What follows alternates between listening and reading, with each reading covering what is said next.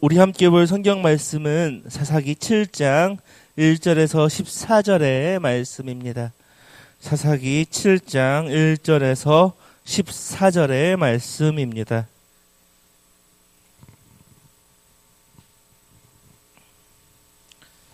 제가 가진 성경으로는 구약 372페이지에 있습니다.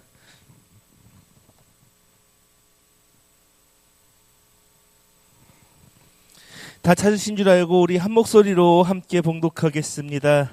여룻바알이라 하는 기드온과 그를 따르는 모든 백성이 일찍이 일어나 하롯셈 곁에 진을 쳤고 미디안의 진영은 그들의 북쪽이요 모레산 앞 골짜기에 있었더라. 여호와께서 기드온에게 이르시되 너를 따르는 백성이 너무 많은즉 내가 그들의 손에 미디안 사람을 넘겨주지 아니하리니 이는 이스라엘이 나를 거슬러 스스로 자랑하기를 내 손이 나를 구원하였다 할까 함이니라. 이제 너는 백성의 귀에 외쳐 이르기를 누구든지 두려워 떠는 자는 길르앗산을 떠나 돌아가라 하라 하시니 이에 돌아간 백성이 22,000명이요 남은 자가 10,000명이었더라. 여호와께서 또 기드온에게 이르시되 백성이 아직도 많으니 그들을 인도하여 물가로 내려가라. 거기서 내가 너를 위하여 그들을 시험하리라.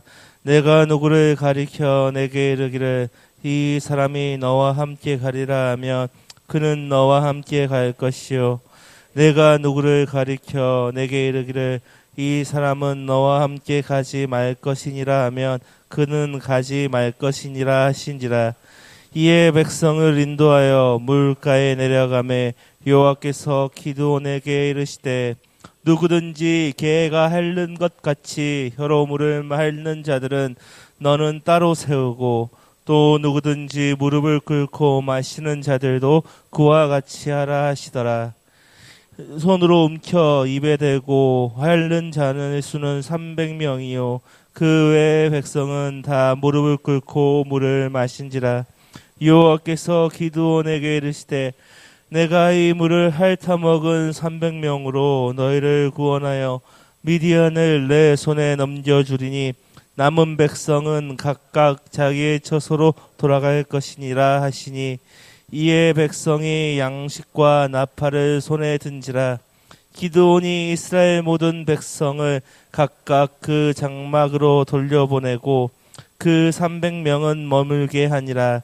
미디안 진영은 그 아래 골짜기 가운데 있었더라. 그 밤에 여호와께서 기드온에게 이르시되 일어나 진영으로 내려가라. 내가 그것을 내 손에 넘겨 주었느니라. 만일 내가 내려가기를 두려워하거든 내 부하 부라와 함께 그 진영으로 내려가서 그들이 하는 말을 들으라. 그 후에 내 손이 강하여져서 그 진영으로 내려가리라 하시니 기드온이 이에 그의 부하 부라와 함께 군대가 있는 진영 근처로 내려간즉 미디안과 아말렉과 동방의 모든 사람들이 골짜기에 누웠는데 메뚜기의 많은 수와 같고 그들의 낙타의 수가 많아 해변의 모래가 많음 같은지라. 기드온이 그곳에 이른즉 어떤 사람이 그의 친구에게 꿈을 말하여 이르기를 보라 내가 한 꿈을 꾸었는데 꿈의 보리떡 한 덩어리가 미디안 진영으로 굴러 들어와 한 장막에 이르러 그것을 쳐서 무너뜨려 위쪽으로 엎으니 그 장막이 쓰러지더라. 그의 친구가 대답하여 이르되 이는 다른 것이 아니라 이스라엘 사람 요아스의 아들 기드온의 칼이라. 하나님이 미디안과 그 모든 진영을 그의 손에 넘겨주셨느니라 하더라. 아멘. 우리가 인생이라는 단어를 설명하고자 할 때 망망대해 혹은 아무것도 없는 바다라고 말할 때가 있습니다. 인생이란 것이 방향을 알 수가 없고 깊이도 알 수 없습니다. 또 잠잠해 보일 때도 있고 평안해 보일 때도 있지만 바다처럼 폭풍이 몰아쳐 고난을 당하기도 합니다. 그런데 보통 세상의 사람들은 이 바다와 같은 인생을 스스로 헤쳐나갈 수 있다라고 생각하고 또 말하기도 합니다. 자신의 힘으로 그 항해를 이겨낼 수 있다 생각합니다. 그런데 실제로 항해를 하는 것을 보면 꼭 무엇인가를 의지하여 계속해서 목적지까지 나아가는 것을 볼 수가 있습니다. 기술이 발달하지 못했던 과거에는 북극성과 나침판에 의지하여 목적지까지 도달했습니다. 지금은 위성과 해도를 이용해서 목적지까지 나아갑니다. 그러나 그 가운데서도 큰 폭풍을 만나고 암초나 빙하를 만나 사고를 겪는 것이 현실입니다. 또 사고를 당하더라도 운이 좋아야 살아남을 수 있는 것이 현실이기도 합니다. 우리의 인생도 이 항해와 같다고 저는 생각합니다. 인생이라는 바다를 건너갈 때 무엇인가 도움이 없다면 우리는 어떻게 될까요? 아무것도 없는 바다에서 방향을 잃고 길을 헤매고 말 것입니다. 그러나 세상의 사람들은 그 도움조차도 자신의 노력으로 쟁취할 수 있다 말합니다. 또 자신의 노력으로 인생이라는 항해를 아무 사고 없이 끝낼 수 있다 말하기도 합니다. 그러나 인생이라는 게 그렇게 쉽게 흘러가지는 않습니다. 어떠할 때는 세상의 것을 아무것도 의지하지 못할 때도 있습니다. 그러나 중요한 것은 하나님께서는 우리의 인생이라는 바다에서 함께 동행하여 주시고 또 폭풍 후에 휩싸이면 폭풍 가운데 건져주신다는 사실입니다. 오늘 본문은 하나님이 어떻게 사람을 구원하여 주시는지 또 인생이란 바다 가운데 일어난 폭풍에서 어떻게 구원해 주시는지 보여주는 장면이기도 합니다. 오늘 본문에 등장하는 이스라엘은 미디안에 의해서 탄압을 받았습니다. 그러한 가운데 하나님께서는 두려움에 떨고 있던 기드온을 세우셔서 이스라엘을 구원하려 하시려고 하고 있습니다. 오늘 본문에서 기드온은 미디안과 싸우기 위해 32,000명을 모았습니다. 그런데 하나님께서는 이 숫자가 너무 많다고 하시면서 300명까지 줄여버리십니다. 그리고 300명을 가지고 이 미디안과 연합한 이 진영들을 치기 직전의 모습까지 나와 있는 게 우리가 읽은 오늘의 본문의 내용입니다. 그렇다면 오늘 본문이 우리에게 무엇을 말하려고 하는 것입니까? 다른 게 아닙니다. 오직 하나님만이 구원자이시다라는 것을 보여주시고 있는 것입니다. 또한 하나님의 방식으로 구원하신다는 것을 우리에게도 알려주시고 있는 것입니다. 그렇다면 하나님께서는 어떻게 이스라엘을 구원하셨고 나아가 우리 인간을 구원해 주십니까? 첫 번째는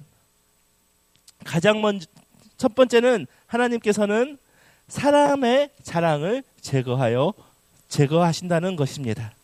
우리 오늘 본문 2절을 함께 읽겠습니다. 여호와께서 기드온에게 이르시되 너를 따르는 백성이 너무 많은즉 내가 그들의 손에 미디안 사람을 넘겨주지 아니하리니 이는 이스라엘이 나를 거슬러 스스로 자랑하기를 내 손이 나를 구원하였다 할까 함이니라. 아멘.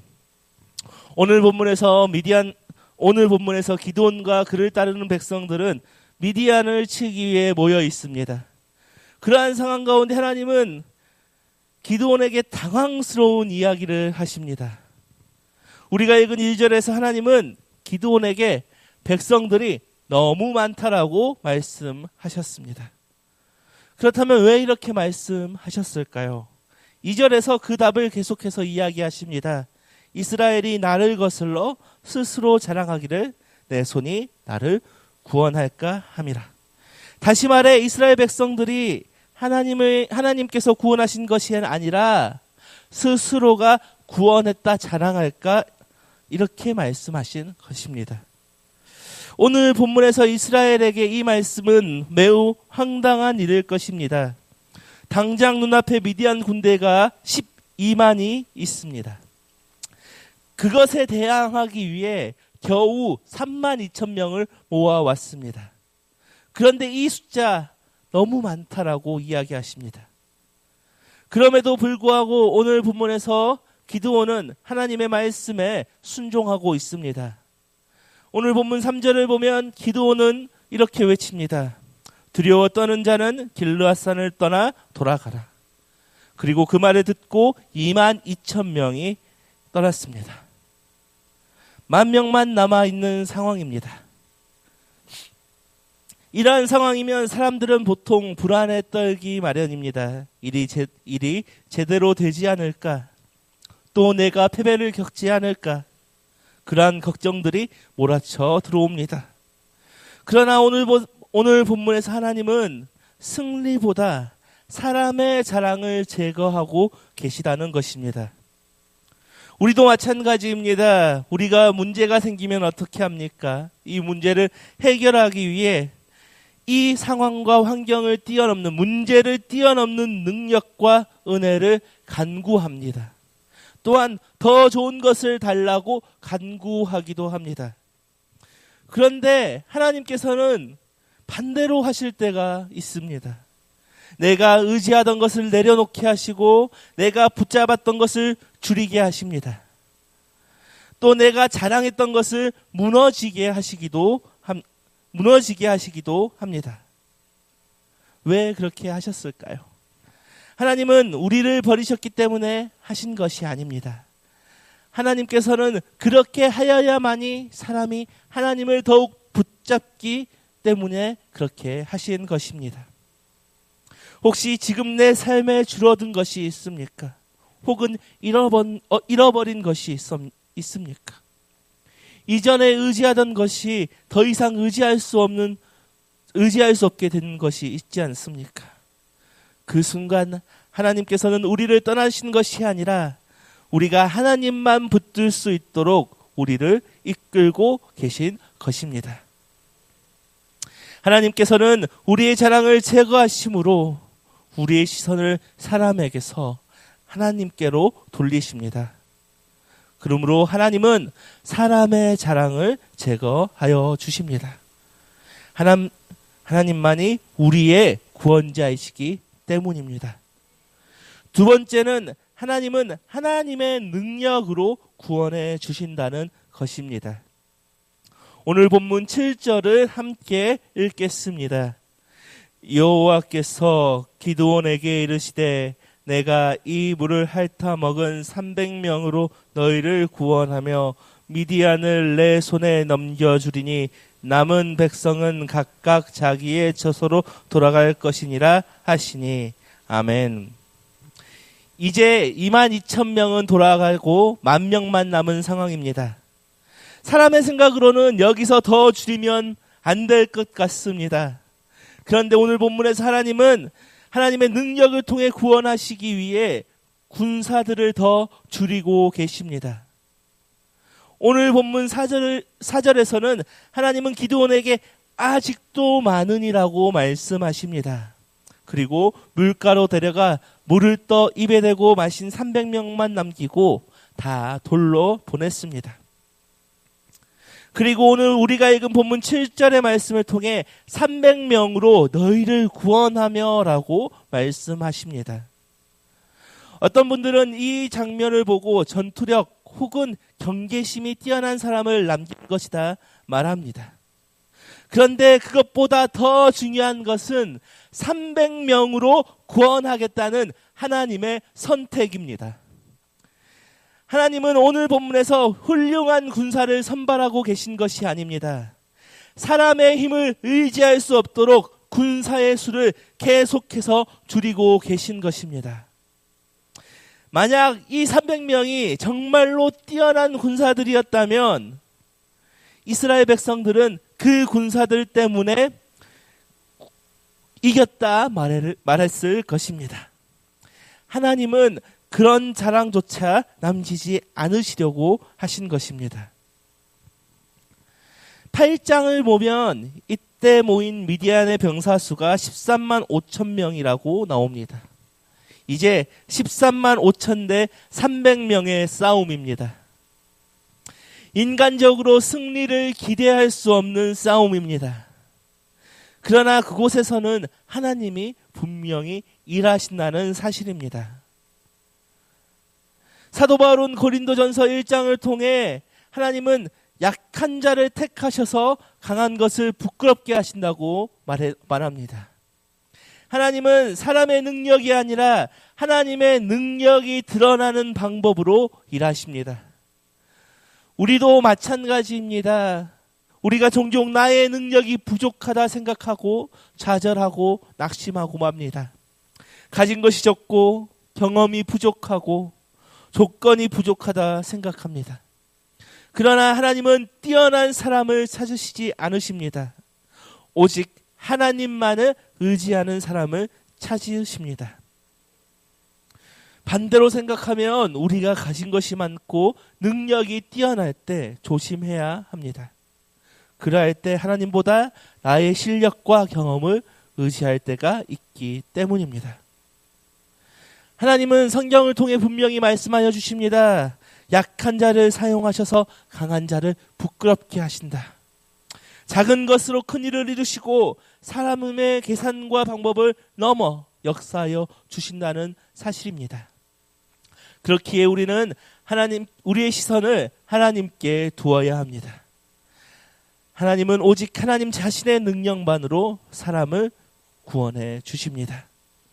구원은 우리의 능력이 아니라 하나님의 능력으로 이루어 주신다는 것을 우리는 언제나 기억해야 합니다. 세 번째는 하나님은 말씀으로 믿음을 세워주신다는 것입니다.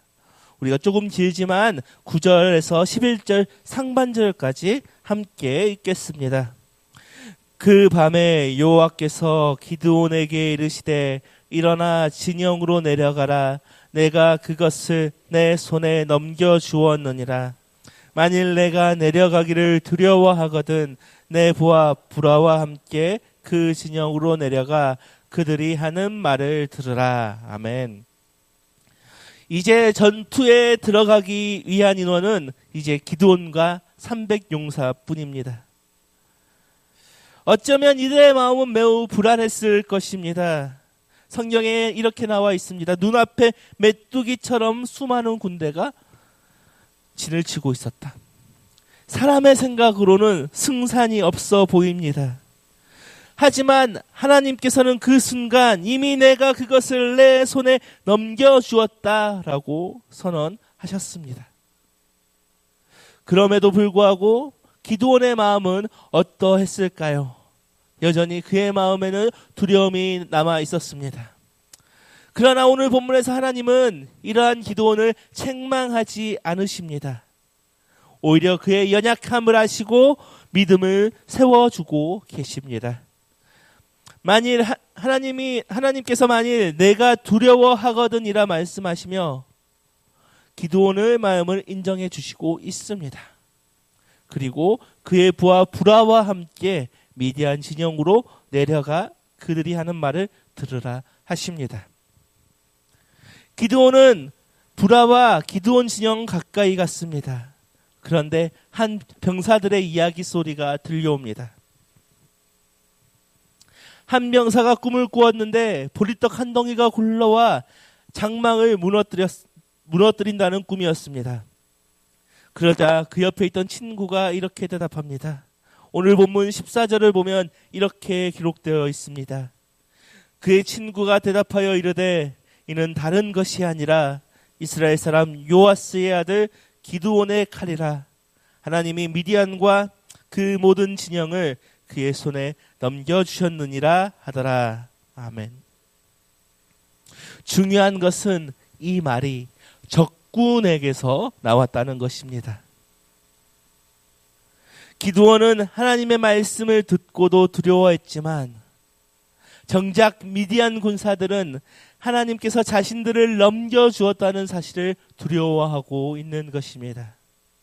그리고 하나님께서는 이 적군의 꿈과 그 해석까지 사용하셔서 기드온의 믿음을 굳게 하셨습니다. 하나님께서는 기드온에게 새로운 약속을 주신 것이 아닙니다. 이미 주신 약속을 다시 확인시켜 주신 것입니다. 그동안 기드온이 담대히 나올 수 있었던 것은 그가 담대함에 있어서 나온 것이 아닙니다. 오직 하나님의 말씀을 붙들고 나왔기 때문입니다. 우리도 신앙생활을 하다 보면 하나님보다 현실이 더 크게 느껴질 때가 있습니다. 당장 닥친 상황은 너무나 어렵고 두렵기만 합니다. 어쩌면 하나님보다 더 크게 보이기도 합니다. 그럴 때에도 하나님께서는 오늘도 우리들에게 말씀으로 우리의 믿음을 세워주신다는 사실입니다. 로마서 10장 17절에서 바울은 이렇게 이야기합니다. 그러므로 믿음은 들음에서 나며 들음은 그리스도의 말씀으로 말미암았느니라. 믿음은 내 의지를 강하게 만드는 것이 아닙니다. 하나님의 말씀을 계속 붙드는 것입니다. 하나님께서는 우리의 환경을 바꾸시는 것이 아닙니다. 우리의 믿음을 먼저 세워주시는 것입니다. 믿음이 세워질 때 우리는 같은 환경 속에서도 하나님을 의지하며 순종할 수 있습니다. 기드온 또한 마찬가지였습니다. 믿음이 세워진 후 그는 300명을 이끌고 담대히 전쟁터로 나아갔습니다. 우리도 두려움이 찾아올 때 나의 경험, 사람의 말을 붙잡기보다는 하나님의 말씀을 붙들어야 할 것입니다. 그럴 때 하나님께서는 말씀을 통하여 우리의 믿음을 세워주십니다. 말씀을 마무리하겠습니다. 오늘 본문에서 하나님께서는 자기 백성을 어떻게 구원하시는지 보여주고 계십니다. 중요한 것은 구원은 하나님께서 이루신다는 것입니다. 이 진리는 사사시대에만 머무는 말씀이 아닙니다. 하나님께서는 오늘도 예수 그리스도를 통해 자신의 백성들을 구원하시고 끝까지 붙들어 주십니다. 오직 예수 그리스도를 의지하며 나아갈 때 하나님께서는 우리의 재량을 내려놓게 하시고 하나님의 능력을 의지하게 하시며 말씀으로 우리의 믿음을 세워가 주십니다. 하나님은 지금도 그렇게 구원을 이루어 가시는 분입니다. 그러므로 구원의 은혜를 끝까지 붙들며 오직 예수 그리스도만 자랑하는 저와 여러분 되기를 소망합니다.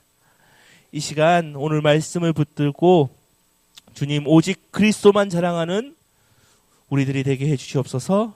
오직 구원해 주시는 하나님만 의지하는 우리들이 되게 해주시옵소서라고 함께 말씀을 붙들고 기도로 나아가도록 하겠습니다.